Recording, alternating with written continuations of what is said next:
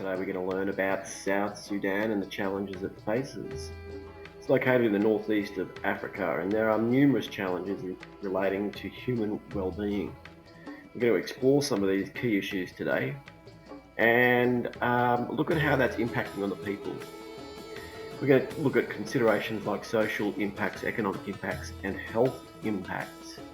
Now, before we move to the next slide, let's take a look at Africa. And if you remember, we looked at the Human Development Index, and it showed that Africa was a place where the numbers were quite low, indicating that there was a lot of poverty and there are a lot of challenges. So looking at Africa here, you can see that South Sudan is located right here. The latitude and longitude are 8.95 degrees north of the equator and 30 degrees east of the prime meridian. So that's the location in terms of the latitude and longitude. It's located in what's an area that's known as the Sahel region of Africa. And if you can look at my cursor here, it stretches really right across this whole area. It's that transition between the wet and the dry. So not actually in the desert area, but in the dry area, bordering on the wet area. And it's called the Sahel region, and approximately 300 million people live right across that band that goes right across Africa. Alright, so South Sudan fits within that region, okay, and Sudan to the north also fits within that region. To the northeast we have the Red Sea. That's this area in here. We'll zoom in there. You have a closer look. The Red Sea. One thing you'll know about or notice about South Sudan is that none of its borders are on the coast. Right? That makes it very hard to export products. So it's an economic challenge, and they need to have agreements with their neighbouring countries to get their whatever it is they're selling, their product, out to sea. Now, this is where relations come in handy. So this line here is a pipeline that leads from South Sudan to Sudan, otherwise known as North Sudan, and it travels through here to get to the coast where it hits the port here, and then ships take it away. So they have to have these agreements in place with Sudan. This is just a list of all of the oil companies that send it through this pipeline. So in case you haven't worked out already, South Sudan does have resources of oil, and it's a big part of their economy. They like to get it out of the ground and send it away overseas to make money, and it supports their economy. Okay, so that's that. Alright, so back to Google Maps. If we go to the satellite image, you'll get the real idea about that contrast between the wet and the dry to the north. Okay, and here's that border. This was one country at one point in the past, but due to civil war they separated into two parts. Very few people live up in this dry area. If you're in Sudan, you tend to live along this southern area where it's a bit wetter. Okay, and Khartoum, which is the capital, is just right there, right on the Nile. Nile River just stretches all the way through here and heads out into the Mediterranean. So a pretty major water supply.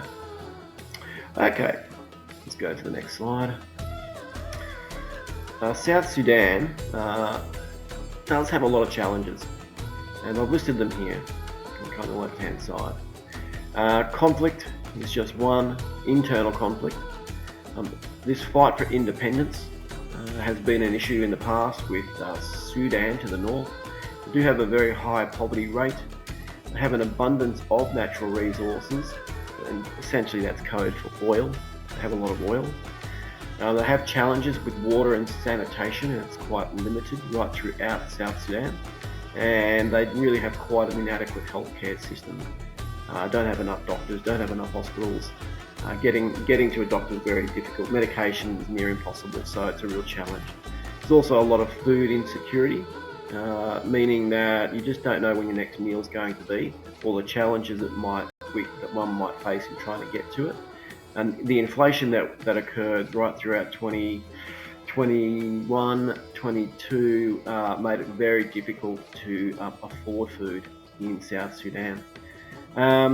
I do have an increasing life expectancy. This is actually a good thing and a bad thing. You know, more people is more mouths to feed, and if people are living a longer time in their lives, that can be a challenge. You know, providing services for those people.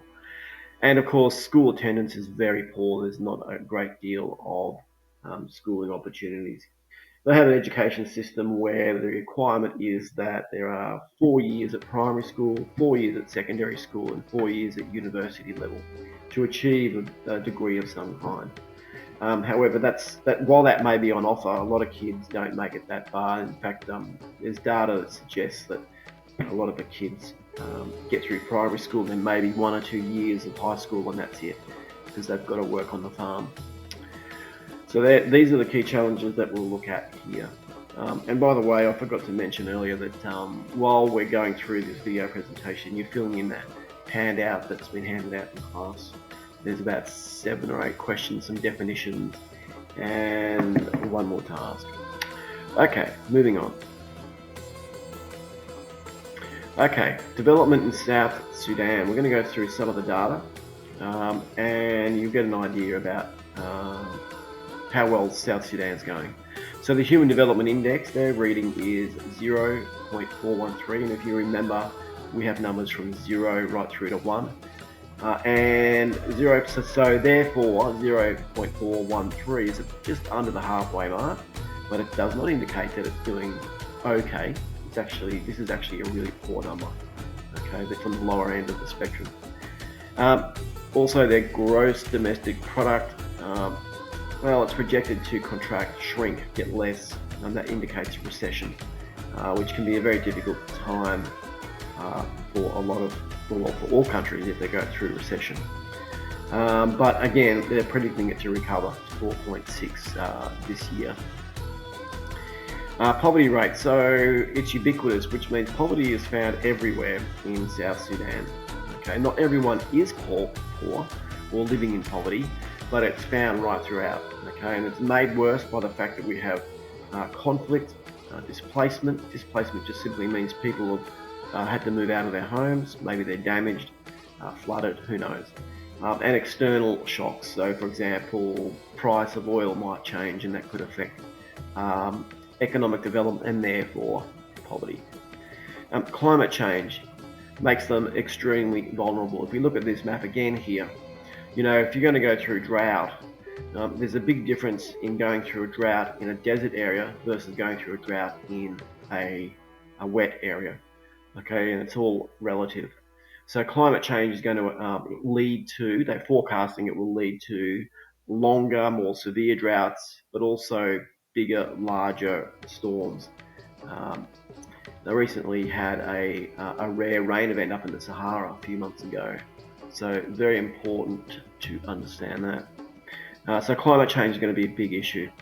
Education in South Sudan, it's a low national average of learning outcomes because a lot of kids drop out.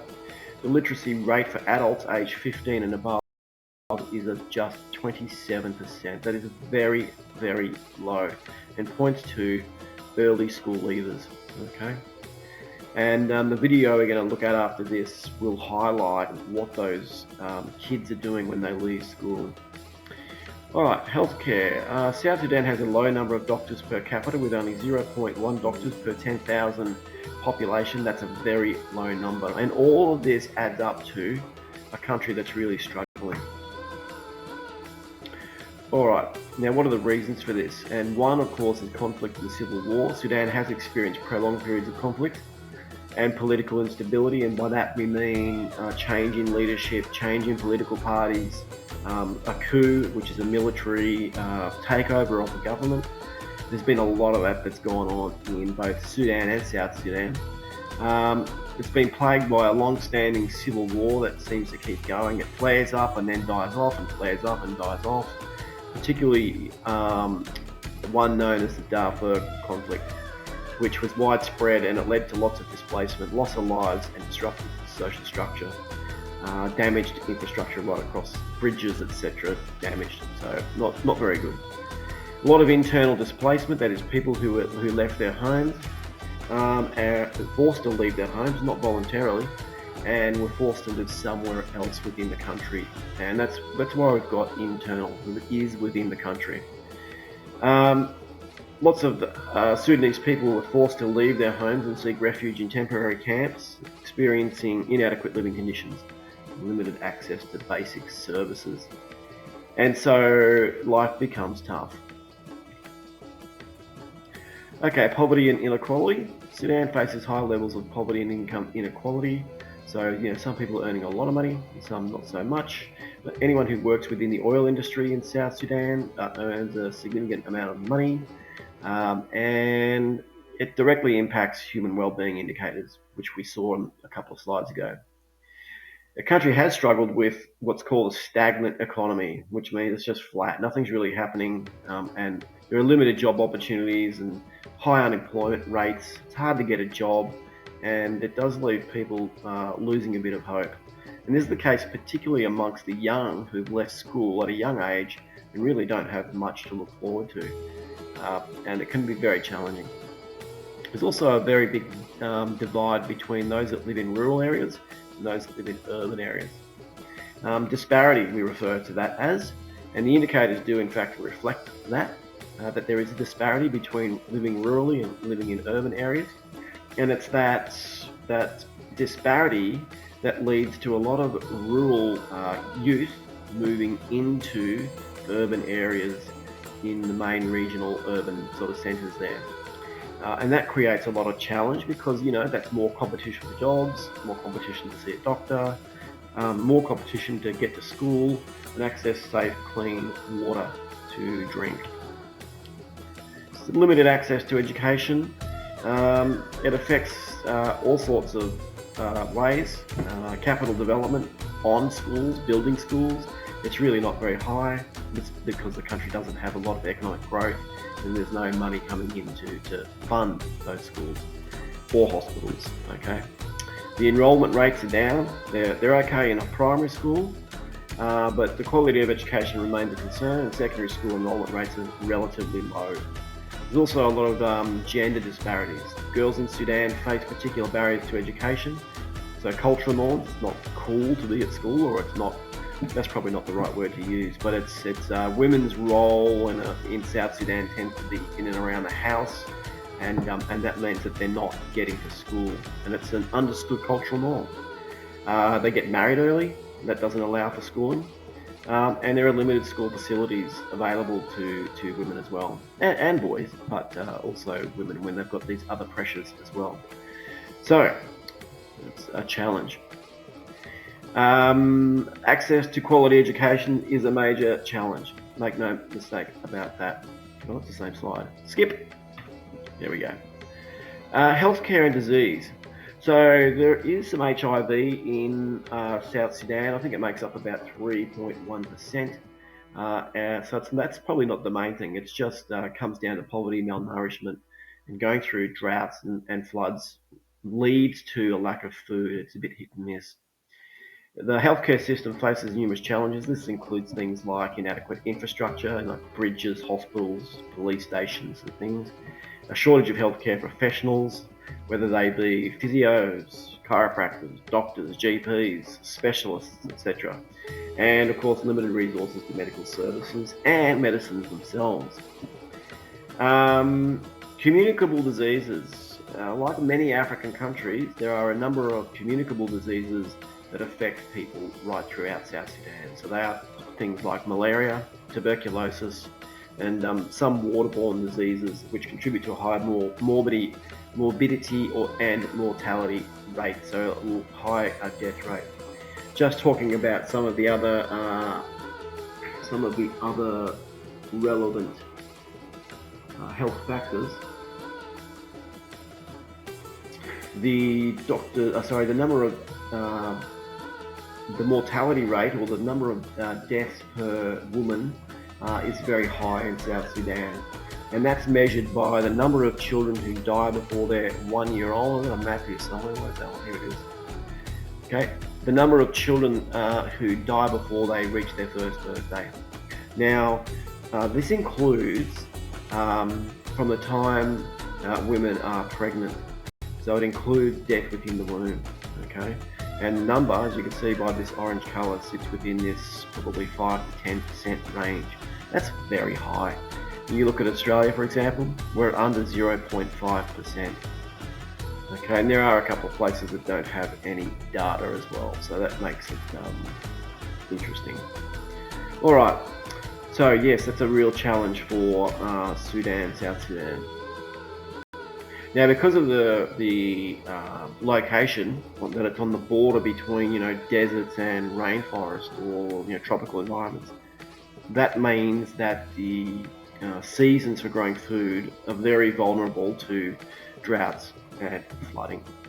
So we get food insecurity and malnutrition, and they're persistent. Okay, you don't get that reliability of food.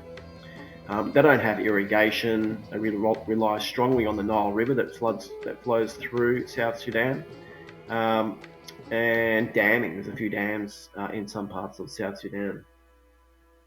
Agriculture is a crucial part of livelihood. Most people do live on farms, and so they have cows. Cows are very valued. Cows are used as a means of measuring economic wealth. Number of cows you have and the size of their horns and all these things means that they are vulnerable to changes in agriculture from climate change, etc. And this leads to a reduced productivity of food and food scarcity at times. All right. All of that also leads to other issues such as malnutrition rates. This includes both undernutrition and micronutrient deficiencies. So both of these occur when you aren't eating a variety of food. If you eat the same food, rice for example, every single day and not much else, you will end up with malnutrition. You'll be undernutritioned, if that's a word, and you'll miss out on micronutrient deficiencies like zinc, for example. And of course that can lead to health issues. And kids, young ones, are particularly vulnerable to this, and it can lead to stunted growth, and it can compromise one's health. Alright, so here are the sources I used for this presentation. We're going to skip this slide, go. For the remainder of the lesson, you will obviously maybe take a moment to fill in the worksheet. I'll put this video will be in Google Classroom, and the actual slideshow will be in Google Classroom as well as the worksheet. And the video will be there too. Alright, thanks everyone for listening.